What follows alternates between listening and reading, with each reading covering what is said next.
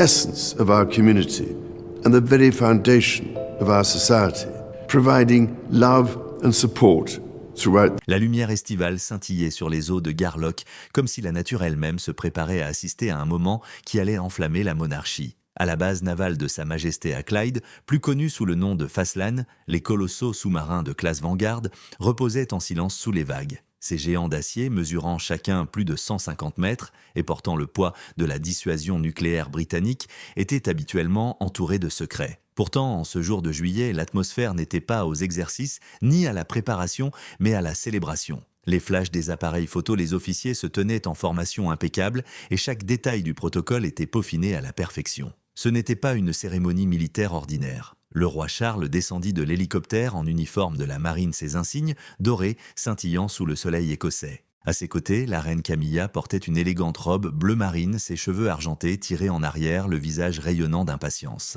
C'était son 78e anniversaire, un anniversaire qu'elle avait cru ne jamais atteindre dignement compte tenu des décennies de mépris public qui avaient suivi son entrée dans la vie royale. Aujourd'hui, Charles cherchait à effacer ses blessures par un cadeau unique en son genre. Devant les officiers et la presse sélectionnée, sa voix résonnait chaleureusement dans les couloirs d'acier du HMS Vanguard. « Camilla, ma très chère, je te confère le titre de vice-amiral du Royaume-Uni. » Les mots résonnèrent, résonnant contre la coque en fer. C'était un titre lié à l'histoire depuis le XVIe siècle, porté par des personnalités militaires et des hommes d'État, mais jamais par une femme, jamais par une reine consort. Pour Camilla, c'était plus qu'un symbole, c'était une confirmation après une vie passée dans l'ombre. Les larmes lui montèrent aux yeux lorsqu'elle accepta l'insigne, déclarant doucement que ce n'était pas seulement un cadeau pour elle-même, mais pour chaque femme en quête de reconnaissance dans un monde encore dominé par les hommes. Les applaudissements tonnèrent une vague qui semblait s'abattre du pont exigu du sous-marin jusqu'au large. La presse s'est empressée de réagir.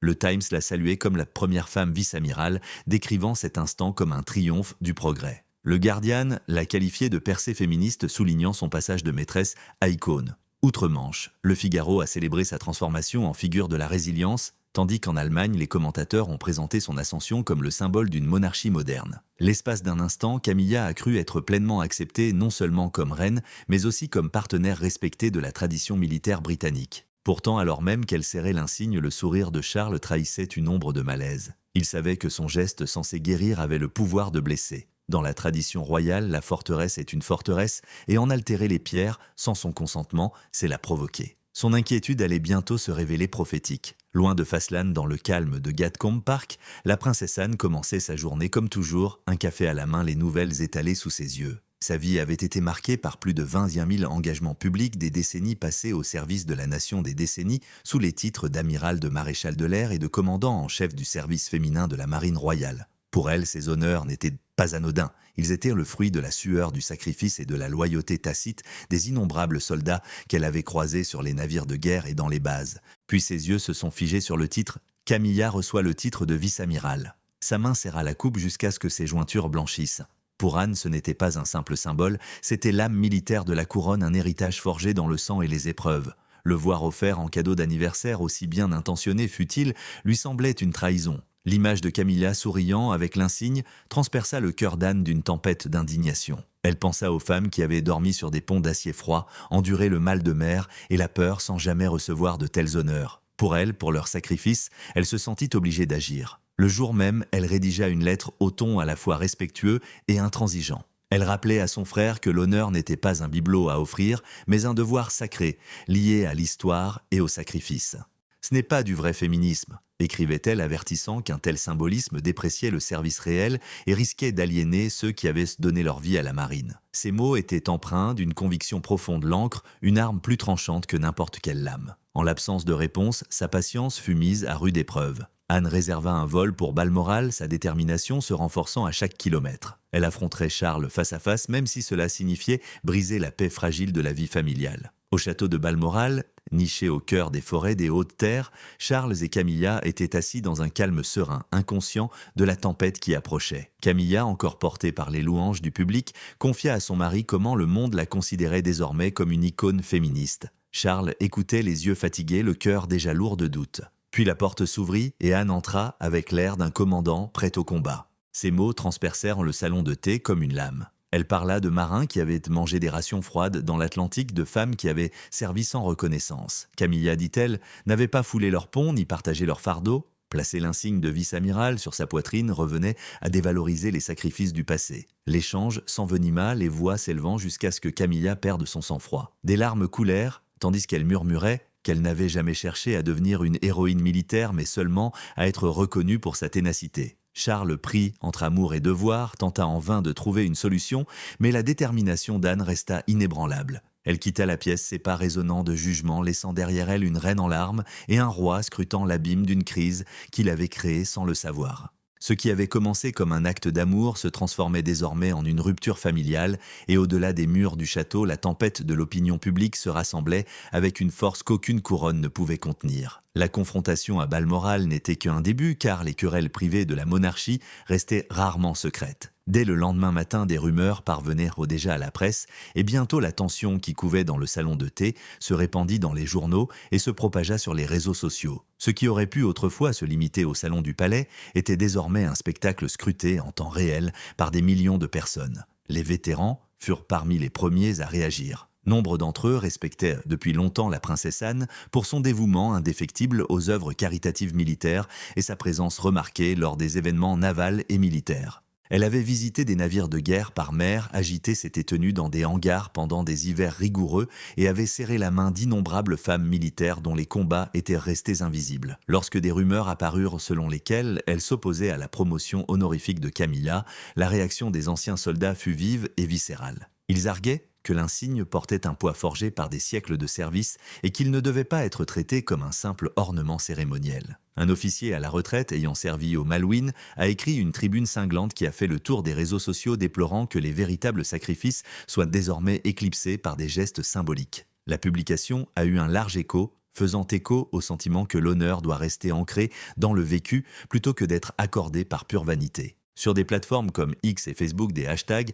exigeant l'annulation de la décision ont commencé à se répandre dans le monde entier avec des expressions telles que « l'honneur n'est pas un don » qui se sont répandues sur les fils d'actualité. La presse britannique s'empara de l'événement avec ferveur. Le Daily Mail publia des photos de Camilla recevant les insignes aux côtés d'Anne en tenue de marine présentant l'événement comme une rupture familiale révélant des failles plus profondes au sein de la monarchie. Le Télégraphe publia un éditorial se demandant si la couronne n'utilisait pas le féminisme comme un outil plutôt que de le respecter comme un principe. Le journal affirmait que si l'on voulait célébrer le progrès, il fallait le faire en reconnaissant ceux qui avaient véritablement servi plutôt qu'en offrant des cadeaux symboliques lors de cérémonies dorées. Les médias européens ont amplifié la controverse. Des médias allemands comme Bild ont adopté un ton sarcastique qualifiant l'affaire de la transformation d'un triomphe féministe en embarras public. Les commentateurs français l'ont présenté comme une tentative maladroite de moderniser la monarchie au détriment de la tradition. Même les chaînes américaines, habituellement éloignées des subtilités du protocole royal britannique, ont mis l'accent sur l'affaire, établissant des parallèles avec les débats passés sur les uniformes de cérémonie et les honneurs immérités. Ce tollé a coïncidé avec des événements troublants pour l'appareil de défense britannique. Quelques mois plus tôt, un essai de missile Trident avait échoué, soulevant de nouvelles inquiétudes quant à la crédibilité de la dissuasion nucléaire. Des rapports de Fastlane avaient également révélé un incident de sécurité de catégorie A qui a mis en lumière la gestion des actifs les plus secrets du pays. Dans ce contexte, l'impression qu'un titre honorifique de la marine avait été décerné avec désinvolture semblait particulièrement préjudiciable. Les critiques ont suggéré que de tels gestes sapèrent le sérieux avec lequel les forces armées devraient être considérées. Pour Camilla, ce changement de ton fut dévastateur. Elle s'était d'abord réjouie des manchettes encourageantes, croyant un instant que ses décennies d'endurance étaient enfin validées. À présent, le récit se retournait contre elle, la présentant non pas comme un symbole de progrès, mais comme une participante involontaire à l'érosion des traditions. Depuis sa résidence privée, elle parcourait le torrent de commentaires, le cœur serré à chaque ligne, la dépeignant comme une étrangère ayant outrepassé ses droits. Ses amis rapportaient qu'elle se sentait isolée comme si ses années de résilience silencieuse avaient été effacées par un seul acte de générosité déplacé. Charles se retrouva lui aussi coincé. Il avait longtemps souhaité concilier devoir et compassion, estimant que récompenser son épouse était un geste de réconciliation avec l'histoire. Au lieu de cela, le contre-coup l'avait laissé tirailler entre loyauté envers Camilla et responsabilité envers l'héritage militaire de la couronne. Ses conseillers le pressèrent de reconsidérer sa position, l'avertissant que la crédibilité de la monarchie était en jeu si la controverse s'envenimait. Il craignait Qu'un silence prolongé n'enhardisse les critiques qui considéraient si déjà l'institution comme détachée des réalités du service et du sacrifice. Pendant ce temps, la princesse Anne gardait un silence stoïque en public, mais sa détermination en coulisses ne faisait que se renforcer. Elle avait vécu sa vie avec un code de devoir inflexible façonné non par l'ambition personnelle, mais par le respect des sacrifices d'autrui. Plus la tempête s'intensifiait, plus elle était perçue comme l'incarnation des principes. Ancien combattant et commentateur louaient sa volonté de dire la vérité même au péril de l'harmonie familiale. Pour eux, elle représentait le pont entre tradition et modernité, veillant à ce que le changement ne se fasse pas au détriment de l'honneur. À Londres, de petits groupes d'anciens combattants commencèrent à se rassembler devant le palais de Buckingham brandissant des pancartes exigeant l'annulation de la décision. Certains brandissaient des photos de leur service, d'autres arboraient des médailles décernées pour des campagnes au Moyen-Orient ou dans l'Atlantique Sud. Leur chant, bien que modeste, résonnait avec le symbole de la loyauté trahie. Des équipes de télévision capturèrent ces scènes sous la bruine d'un été britannique, amplifiant le message à travers le pays. Les sondages d'opinion ont reflété ce changement d'humeur. Une nette majorité a exprimé son soutien à la position d'Anne, tandis que la sympathie pour Camilla s'est estompée à mesure que le scandale persistait. Ce qui devait être un moment d'intimité amoureuse menaçait désormais de dégénérer en embarras constitutionnel. La monarchie, déjà fragilisée par les controverses passées, était confrontée à une nouvelle épreuve de résilience. Charles observait les événements avec un désespoir grandissant. Il avait espéré que l'attribution du titre serait un moment d'unité, un symbole d'inclusion et de progrès. Au lieu de cela, elle avait exacerbé les divisions au sein de sa famille et exposé l'institution à de nouvelles vagues de critiques. Le roi, qui avait cherché à panser de vieilles blessures, se retrouvait désormais à en présider de nouvelles, sa décision étant perçue comme irréfléchie et son leadership remis en question. Alors que les gros titres se multipliaient et que les manifestations prenaient de l'ampleur, une vérité devenait de plus en plus évidente, la couronne ne pouvait plus ignorer la tempête. Un jour de compte approchait qui obligerait Charles à choisir entre préserver la dignité de la monarchie et protéger la femme qu'il aimait d'une nouvelle humiliation. La vague de controverses qui a éclaté après le défi lancé par la princesse Anne ne s'est pas apaisée avec le temps. Au contraire, elle s'est propagée comme une traînée de poudre à travers les îles britanniques et bien au-delà. Ce qui avait été une cérémonie soigneusement orchestrée dans le ventre d'acier d'un sous-marin remodelait désormais les débats sur la monarchie, le féminisme et l'honneur militaire. La question n'appartenait plus uniquement à la famille royale. Elle concernait le public et les vétérans qui estimaient que leurs sacrifices avaient été banalisés. Des associations d'anciens combattants ont commencé à publier des déclarations officielles. Des associations représentant ceux qui avaient servi dans la Royal Navy ont publié des lettres soulignant qu'il ne fallait pas confondre reconnaissance honorifique et cadeau cérémoniel. Elles rappelaient à la nation les épreuves endurées lors de longs déploiements, les mois passés loin de sa famille, les dangers des mers hostiles et les camarades disparus au combat. Pour eux, l'insigne de vice-amiral était un emblème sacré de l'histoire et non une décoration d'anniversaire. Certains ont avancé que ce cadeau confinait à ce que les communautés militaires appellent « le courage volé ». Une expression qui a gagné en popularité en ligne et a renforcé le scepticisme du public. La presse s'est emparée de ces sentiments et leur a donné une puissante tribune. Des articles d'investigation ont mis en lumière la tradition séculaire liée au rôle de vice-amiral remontant au règne d'Henri VIII. Les journalistes ont rappelé que ce titre avait autrefois été porté par des personnalités comme l'amiral Lord Boyce, dont la carrière était marquée par le sacrifice et le service. Le voir soudainement attribué à une reine consort sans expérience navale directe a été interprété comme un signe de l'éloignement profond de la monarchie. Les éditoriaux ont établi des comparaisons gênantes avec des controverses antérieures, comme les débats sur la question de savoir si le prince Harry devait porter l'uniforme militaire après avoir quitté ses fonctions royales. Parallèlement, un contexte politique plus large a jeté de l'huile sur le feu. La crédibilité de la défense britannique était déjà mise à rude épreuve après l'échec retentissant d'un essai de missile Trident. Des rapports ont également fait état d'un grave incident de sécurité à Faslan, classé catégorie A, qui a suscité des inquiétudes quant à la gestion de la dissuasion nucléaire du pays. Tien Vodquatizukitu? Des sondages menés par les principaux médias suggéraient qu'une majorité partageait le point de vue d'Anne, soutenant l'idée que l'honneur militaire ne devait être ni politisé ni dilué. Camilla, autrefois saluée comme une figure de résilience, était désormais présentée sous un jour bien plus sévère. Aux yeux de certains, elle apparaissait comme la récipiendaire indigne d'une distinction destinée à d'autres, tandis que d'autres la considéraient comme une femme prise entre deux feux de la politique royale. Camilla elle-même se retira de la vie publique dans les jours qui suivirent. On rapporta qu'elle passait de longues heures à Remile House, sa résidence privée dans le Wiltshire, fuyant les projecteurs qui semblaient autrefois l'accueillir. Ses proches la décrivirent comme une reine consort, rongée par la tristesse, se sentant une fois de plus reléguée aux marges de l'acceptation. Elle n'avait pas demandé le titre, insista-t-elle en privé, mais elle l'avait accepté avec fierté, car il venait de son mari. Or le geste même, destiné à l'honorer, était devenu source d'humiliation. Pour Charles, la crise s'aggrava. Ses conseillers le pressèrent d'agir avec une urgence croissante. Certains affirmèrent que le seul moyen de préserver sa crédibilité était de dévaloriser le titre, le limitant à une distinction privée sans rôle officiel dans les cérémonies de défense. D'autres avertirent que revenir sur cette décision risquerait de dévaster Camilla, la laissant isolée et pleine de ressentiment. Le roi, déjà accablé par des problèmes de santé et le poids des attentes publiques, se retrouva pris dans un dilemme angoissant. Il comprenait que l'image de la monarchie dépendait de son attachement à la tradition, mais il savait aussi que retirer cette distinction rouvrirait de vieilles blessures entre lui et celles qu'il avait soutenues pendant des décennies.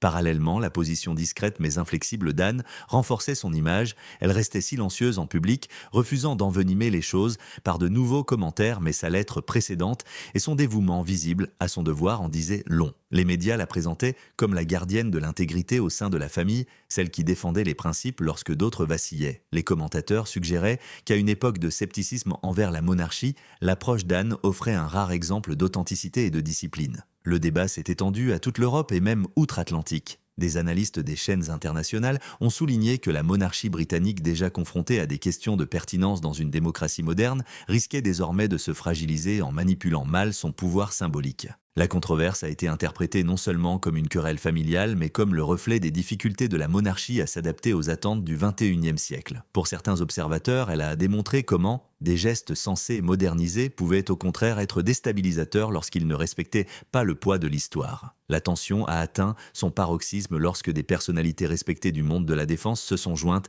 aux manifestations devant le palais de Buckingham. Un amiral à la retraite, ancien ministre de la Défense, a déclaré publiquement que le titre de vice-amiral ne devait jamais être considéré comme un cadeau personnel, rappelant ainsi l'héritage naval séculaire qui lui est attaché. Sa déclaration a été largement relayée, renforçant l'idée que la décision avait franchi une ligne rouge. Au fil des jours, le palais comprit que le silence n'était plus tenable. Une décision devait être prise, une décision qui inévitablement blesserait quelqu'un. Soit la monarchie préservait la dignité de ses traditions militaires au détriment de la fierté de Camilla, soit elle défendait son honneur au risque de s'aliéner les vétérans et le grand public. Pour Charles, le choix devenait inévitable, une décision qui mettrait à rude épreuve le fragile équilibre entre amour et devoir plus durement que tout ce qu'il avait connu auparavant. À l'intérieur du palais de Buckingham, l'atmosphère s'alourdissait de jour en jour. La crise, initialement motivée par un geste d'anniversaire bien intentionné, planait désormais comme un nuage d'orage sur la monarchie. Charles, accablé par ses traitements médicaux en cours, mais déterminé à remplir sa fonction publique, poursuivait ses obligations. Sa visite printanière en Italie avait révélé au monde un monarque capable d'assumer le poids de sa fonction tout en luttant en privé contre la fragilité. L'accueil chaleureux à Rome, où il fut accueilli avec les honneurs d'État, contrastait fortement avec le malaise qui régnait dans son pays. Chaque apparition lui rappelait que l'attention du public était implacable et que le moindre faux pas pouvait briser une confiance qui avait mis des générations à se construire. Camilla, autrefois rayonnante sous son nouveau titre, se retrouvait désormais à fuir les projecteurs. L'été lui offrait habituellement un rythme de garden party, de manifestations patronales et de retraite tranquille, mais cette année elle avançait avec prudence. Ses conseillers lui suggéraient de réduire ses engagements publics pour laisser les tensions s'apaiser, mais cette absence elle-même était devenue un sujet d'actualité. Les gros titres spéculaient sur le fait que la reine se cachait, qu'elle se sentait isolée, que son rôle symbolique avait diminué. Chaque article ajoutait de la pression, la rendant vulnérable, rappelant les années cruelles où elle était considérée comme une étrangère dans la vie de Charles. Au sein du palais, les discussions prirent une tournure grave. Les hauts conseillers reconnurent que plus la controverse s'éternisait, plus elle devenait corrosive. Le lien entre la monarchie et les forces armées n'était pas seulement une question de cérémonie. Il symbolisait la continuité, le sacrifice et le lien entre la couronne et le pays. Laisser croire que l'honneur pouvait être accordé sans mérite risquait d'éroder ce lien. Les réunions se prolongeaient tard dans la nuit dans des salles lambrissées remplies de cartes militaires et de portraits d'ancêtres ayant porté de véritables uniformes en temps de guerre. Le poids de cette histoire pesait sur chaque participant. Pourtant, toutes les voix n'appelaient pas à un retrait. Certains jeunes conseillers ont fait valoir que la nomination de la reine symbolisait le progrès et que la retirer équivaudrait à une capitulation face à des normes dépassées. Ils ont souligné les mécénats de longue date de Camilla, notamment son rôle de marraine du HMS Astute depuis 2007, comme preuve de sa contribution significative à la communauté de la marine. Ils ont soutenu que la reconnaissance ne devait pas toujours être liée au service au combat que le symbolisme lui-même pouvait inspirer. Le débat a mis en lumière le défi plus profond de la monarchie, comment honorer la tradition sans paraître figé dans le temps et comment embrasser les valeurs modernes sans dévaloriser les héritages anciens. Charles écoutait l'expression marquée par la fatigue. Les souvenirs de son propre service naval entre 1971 et 1976 lui revinrent en mémoire. Il avait connu les embruns salés du large, les exercices acharnés, les leçons d'endurance. Il se souvenait de ces années formatrices, inculquant en lui un sens de la discipline qui ne le quittait jamais. Voir l'insigne de vice-amiral réduite à l'état de ridicule le déchirait personnellement. Pourtant, l'idée de retirer cet honneur à Camilla le blessait encore plus profondément. Elle avait enduré des décennies de mépris pour avoir été à ses côtés et il n'avait voulu que lui montrer qu'elle avait sa place. La pression publique cependant ne faiblit pas. Les sondages montraient qu'une nette majorité partageait la position de la princesse Anne. Les éditoriaux continuèrent de remettre en question le jugement de la monarchie. Devant les portes du palais, des groupes d'anciens combattants poursuivaient leurs manifestations, chaque apparition attirant les caméras et une couverture médiatique favorable. Plus le roi hésitait, plus il semblait indécis, peu disposé à agir pour défendre ses principes. Camilla elle-même sentait les murs se refermer sur elle. À Balmoral, dans ses moments de calme et de repos, elle relisait les articles qui décortiquaient son don et sa place au sein de la famille royale. Elle appela des amis proches qui tentèrent de la rassurer, mais même eux ne purent ignorer le flot de critiques. Elle commença à se demander si le portrait dévoilé avec tant de festivité à Faslan resterait à jamais dans les mémoires, non pas comme un symbole de progrès, mais comme une image de division. La tension commença également à se faire sentir au sein de la famille. William et Catherine choisirent de prendre leur distance, privilégiant leurs propres emplois du temps et se concentrant sur leur futur rôle. Leur absence au dîner de Raymil House, autrefois justifiée par des excuses mineures, fut interprétée par la presse comme délibérée. Elle souligna le sentiment que Camilla était seule, sa position affaiblit sa place dans l'histoire, redéfinie, passant du rôle d'héroïne à celui de figure de mise en garde. Charles convoqua finalement une réunion décisive dans une salle privée du palais de Buckingham. Le ton était solennel, l'atmosphère chargée d'histoire. Autour de la longue table étaient assis conseillers secrétaires et représentants liés à l'armée. La conclusion était inévitable, le titre de vice-amiral serait discrètement déclassé, retiré des cérémonies officielles de défense, conservé uniquement comme un geste d'affection privée. Pour certains, c'était le seul moyen de préserver le lien de la monarchie avec les forces armées. Pour d'autres, c'était une cruelle trahison envers Camilla. Pour Charles, c'était le compromis le plus douloureux qu'il ait jamais signé. Lorsque la décision fut relayée par les canaux officiels, Camilla eut le cœur brisé. Elle comprenait la nécessité politique, mais elle ressentait la blessure personnelle aussi profondément que le mépris public. Pour Charles, cette annonce marqua un nouveau moment où l'amour cédait le pas au devoir, résonnant dans les couloirs de Buckingham Palace comme un vieux refrain qui hantait les monarques depuis des siècles. La monarchie perdurerait, mais au prix d'une souffrance intime qu'aucune cérémonie ne saurait dissimuler. L'image publique de Camilla a radicalement changé dans les semaines qui ont suivi la rétrogradation de son titre honorifique. Autrefois célébrée par la presse comme une icône tardive de la résilience, elle s'est retrouvée dépeinte comme une figure tragique, prise dans les rouages du devoir royal. Les journaux qui avaient salué son discours émouvant sur le sous-marin ont alors publié des articles méditatifs décrivant son isolement à Raymil House, sa retraite du Wiltshire, où elle avait autrefois trouvé la paix. Le portrait dévoilé avec fierté, la montrant sur fond d'océan, l'insigne à la boutonnière est devenu le douloureux souvenir d'un moment qui a tourné au vinaigre. En privé, Camilla se consacrait de nouveau aux causes qu'il avait toujours portées. Son engagement en faveur des victimes de violences conjugales demeurait l'un de ses plus profonds engagements, façonnés par des épisodes douloureux de son passé rarement évoqués publiquement, mais souvent cités par ses proches comme la source de sa compassion. Elle se replongea dans les visites de refuge, écoutant en silence les voix de femmes qui avaient enduré plus que ce que le public pouvait imaginer. Pour ces survivantes, l'empathie de la reine était sincère, née de ses propres cicatrices, plutôt que d'un simple rituel. Même si l'insigne prenait la poussière dans un placard, son travail dans ce domaine continuait de définir son héritage de manière plus tangible qu'un titre de marine ne le pourrait jamais. Pourtant, le poids du scandale persistait. Des courtisans rapportèrent que l'entourage de Camilla était devenu hésitant, craignant d'être associé à une controverse qui n'était pas encore totalement apaisée. Certains collaborateurs demandèrent une réaffectation, invoquant le désir d'éviter toute nouvelle implication dans l'affaire. Ce retrait laissa son ménage plus maigre, son quotidien plus calme et sa situation plus précaire. La même presse qui la mettait autrefois en avant à la une laissait désormais souvent de côté ses articles, préférant mettre en avant le prince et la princesse de Galles ou le service indéfectible de la princesse Anne. Charles tenta de la protéger, suggérant de se concentrer sur les initiatives caritatives de l'automne et de nouveaux mécénats, mais ses paroles ne lui apportèrent guère de réconfort. Pour Camilla, l'accent mis sur les relations publiques ressemblait à une tentative de gommer l'humiliation plutôt qu'à une tentative de s'attaquer à ses racines.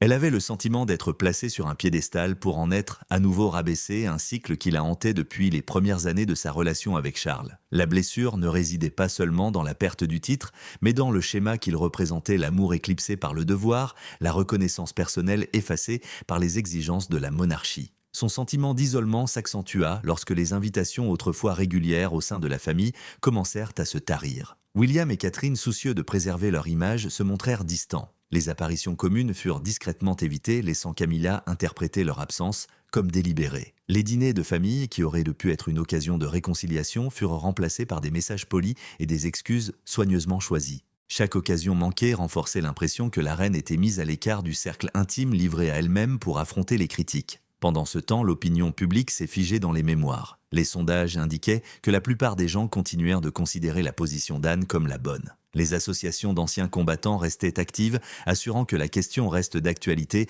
dans le débat national bien après que le palais ait espéré qu'elle s'estomperait. Les éditoriaux revenaient occasionnellement sur l'histoire, la présentant comme une mise en garde contre les dangers de confondre gestes symboliques et véritable honneur. Pour Camilla, chaque nouvelle mention dans la presse écrite ou à la radio sonnait comme du sel sur une plaie qui refusait de se refermer. Dans ces moments de solitude à Raymill House, elle accomplissait des gestes symboliques qui reflétaient son combat intérieur. Un soir, elle décolla elle-même le portrait du mur, l'enveloppa dans un tissu et le déposa dans une boîte en bois à côté de l'insigne. Ce n'était pas une destruction, mais un enterrement, un rituel personnel pour mettre au rebut un rêve réduit en cendres. Pour elle, cet acte représentait non seulement la fin du titre, mais la clôture d'un chapitre qui avait promis l'appartenance et n'avait apporté que l'aliénation. Malgré la douleur, Camilla refusa de se replier sur elle-même. Elle poursuivit son action auprès des familles de militaires, notamment auprès des organisations de soutien aux aumôniers et aux vétérans blessés. Son parrainage du département des aumôniers de l'armée royale et de la Rifleuse Association lui offrit un moyen de maintenir un lien avec le service militaire sans porter l'insigne controversé. Ses efforts n'ont pas apaisé la controverse, mais ils ont rappelé à ceux qui l'observaient attentivement qu'elle était plus qu'un symbole pris dans un scandale. C'était une femme qui avait enduré, s'était adaptée et avait continué à servir à sa manière. Dans un contexte plus large, les commentateurs ont commencé à affirmer que l'histoire de Camilla reflétait la difficulté de concilier tradition et idéaux modernes. Certains la voyaient comme une victime d'une monarchie coincée entre des codes séculaires et les attentes contemporaines en matière d'égalité des sexes. D'autres la voyaient comme un exemple édifiant de la façon dont les gestes symboliques mal choisis peuvent se retourner contre eux. Dans les deux interprétations, elle était centrale, une figure à travers laquelle la lutte d'adaptation de la monarchie était rendue visible. Au fil de l'année, Camilla, concentrée sur sa défense des droits et sur des devoirs royaux plus discrets, a pu reconstruire une part de dignité. Pourtant, sous la surface, la blessure restait vive, sa relation avec Anne distante, son lien avec Charles tendu par la décision qu'il avait été contraint de prendre.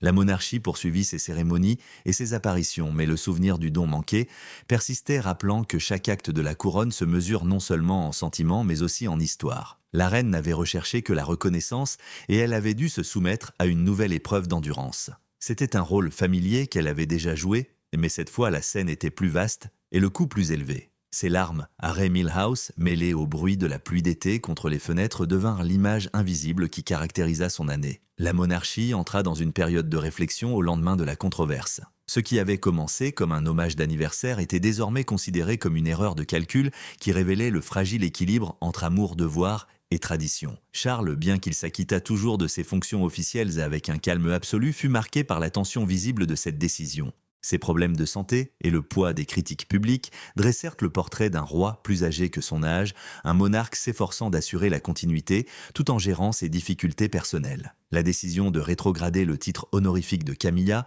avait été présentée publiquement comme une clarification administrative, mais personne n'avait manqué de constater qu'il s'agissait d'un repli sous pression. L'insigne restait en sa possession, mais était exclu de toutes les cérémonies et archives officielles de la défense. Pour les forces armées, ce fut un soulagement. Pour les vétérans, une revanche. Pour Camilla, ce fut une cicatrice. Elle continua de participer à des événements caritatifs, notamment ceux liés au bien-être des familles de militaires, mais le lien avec la marine avait été rompu. Là où elle parlait autrefois fièrement de son nouveau rôle, elle évitait désormais toute mention son silence, témoignant lui-même de sa blessure. La princesse Anne, en revanche, est sortie de cette affaire avec une réputation renforcée. Une rare interview à Gatcombe Park a permis d'entrevoir son point de vue. Elle a réaffirmé qu'elle ne s'opposait pas à l'honneur des femmes, mais que l'honneur ne devait jamais être considéré comme un don sans sacrifice. La clarté de sa position a trouvé un écho auprès des vétérans comme du grand public. Elle a été célébrée comme l'incarnation du devoir, rappelant que la monarchie est plus forte lorsqu'elle reflète les valeurs de service et d'équité. Sa voix exprimait non pas l'amertume, mais la conviction, et cette distinction lui a assuré un respect durable. Les observateurs internationaux ont lié cet épisode à des débats plus larges sur le rôle de la monarchie dans le monde moderne. Les commentateurs ont souligné que même des gestes symboliques peuvent avoir une résonance mondiale lorsqu'ils touchent à des questions d'équité et d'intégrité militaire. Dans le contexte des défis de défense britanniques, du raté du missile Trident à l'engagement croissant dans le cadre du pacte AUKUS et aux préparatifs pour les sous-marins de classe Dreadnought, la controverse semblait particulièrement inopportune. Les critiques ont soutenu que la monarchie aurait dû renforcer la stabilité et non semer la confusion. Les alliés de l'OTAN, déjà attentifs à la crédibilité de la Grande-Bretagne, ont discrètement souligné la gêne d'une querelle publique liée au symbolisme naval dans un contexte de tensions mondiales accrues. Pour Camilla, le prix à payer fut lourd. À Raymil House, elle passait de longues soirées seule, le regard fixé sur la boîte en bois contenant le portrait et l'insigne. Pour elle, ces objets n'étaient plus des trésors, mais des fardeaux témoins à la fois de fierté et d'humiliation. Elle se consacra davantage à son engagement en faveur des victimes de violences conjugales, où sa voix exprimait une autorité inébranlable. Dans ce domaine, son empathie était indiscutable, et ses efforts étaient salués pour leur authenticité. Pourtant, la douleur du titre de marine persistait, façonnant son sentiment d'appartenance au sein de la famille et de la nation. Charles tenta de combler le fossé par des gestes d'unité. Des apparitions communes à Balmoral furent organisées, des dîners en famille soigneusement orchestrés, des sourires en public répétés pour les caméras. Pourtant, derrière les apparences, la distance entre Camilla et Anne demeurait. Elles échangèrent des politesses lors des événements officiels, mais la chaleur de la confiance avait disparu. Entre elles s'étendait un gouffre invisible que ni les titres, ni les cérémonies ne pouvaient combler. L'institution monarchique a évolué. Les cérémonies ont repris la parade des couleurs à briller par son faste, et les visites d'État ont revêtu le poids de la diplomatie. Pourtant, sous cette grandeur se cachait une subtile fragilité. Cet épisode avait montré que même la plus petite décision pouvait déclencher des tempêtes lorsque tradition et symbolisme s'entrechoquaient. Il avait révélé avec quelle rapidité l'image de la monarchie pouvait évoluer, comment l'amour exprimé par un seul geste pouvait dégénérer en controverse. Pour le public, cette histoire est devenue un élément des archives des erreurs royales racontées parallèlement aux controverses passées. Mais elle a aussi servi de miroir, reflétant la tension persistante entre progrès et tradition. Certains y ont vu une leçon, le véritable féminisme ne peut être instauré d'en haut, mais doit naître de l'expérience vécue. D'autres y ont vu la démonstration que la monarchie doit évoluer avec prudence consciente, que chaque acte porte le poids des siècles. La solitude de Camilla, après cette liaison, devint emblématique du coût personnel de la vie royale. Elle avait déjà subi le mépris public, mais cette blessure était plus profonde car elle provenait de la famille elle-même. Charles portait sa propre douleur, sachant qu'en choisissant le devoir, il avait brisé le cœur de celle qui l'avait soutenu. Anne, inébranlable et inflexible, portait le fardeau d'être à la fois sœur et gardienne de l'honneur. L'insigne désormais dissimulé dans une obscurité silencieuse racontait l'histoire sans parole. Il n'était plus un symbole de triomphe, mais de fragilité, un rappel que même la couronne ne peut transgresser la tradition sans conséquence. Alors que la monarchie se tournait vers l'avenir avec l'arrivée de la jeune génération, la leçon restait gravée dans les mémoires. L'honneur doit être protégé, les symboles respectés, et les gestes d'amour toujours mis en balance avec le poids de l'histoire. La question qui persistait ne concernait pas seulement un cadeau. Elle concernait le prix de la reconnaissance, l'équilibre entre valeurs modernes et codes anciens et le coût humain des décisions royales. Pour les spectateurs, c'était une invitation à la réflexion lorsque la tradition entre en conflit avec l'amour, que faut-il sacrifier et qui doit supporter la douleur.